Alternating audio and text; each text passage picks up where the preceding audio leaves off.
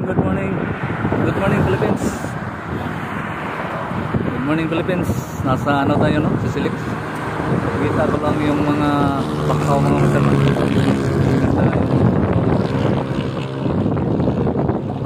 Nasa Sisilix tayo mga masyadong. Nagja-jogging tayo. Airplane pa. Nang Lapu-Lapu.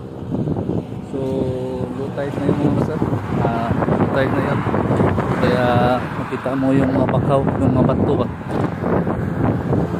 Maganda yung init ngayon master kasi may hangin ba. Takbo tayo master, 8.9 km. Siguro nasa 5 km lang tayo. So kailangan pa natin, hindi pa. Nasa 4 km pa nga tayo. So takbo tayo master para sa kinabukasan.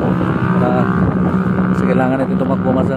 Mahirap niya yung iwasan natin yung mga party bodies natin na brain ba. Dapat brain yan sa ating katawan, maalis yan.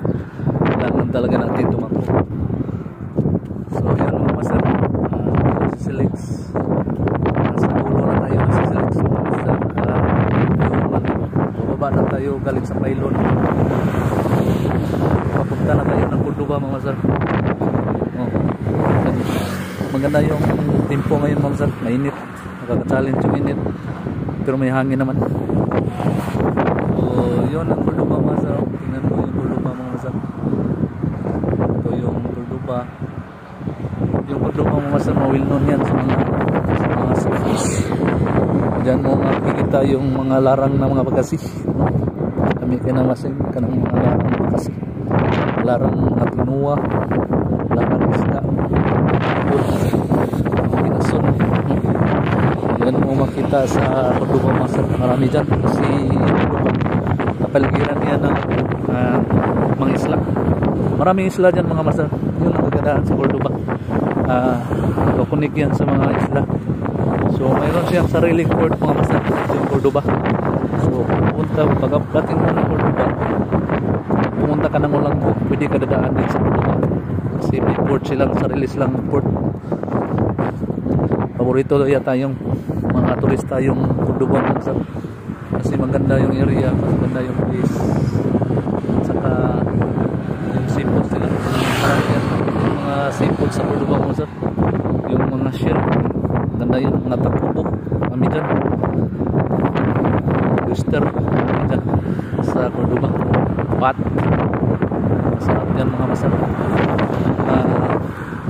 Marami yung moro seafoods yung Córdoba master kasi isla siya. So maramang siya sa seafoods.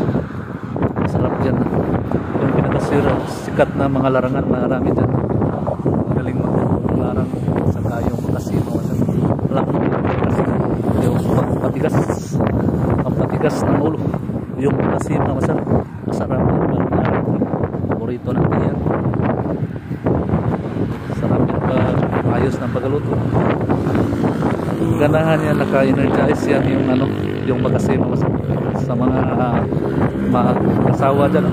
Ganda yan sa mga mag-asawa, lalo na pag walang mga anak ng makasi.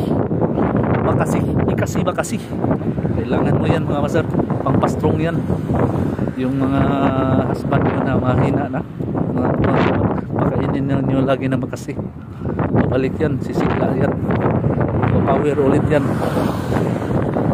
Listed na yan mga master, yung mga makasi kasi. Kaya yun ang pinakapaborito na seafood sa Córdoba, yung larang na makasi. At saka marami dyan sa lukot,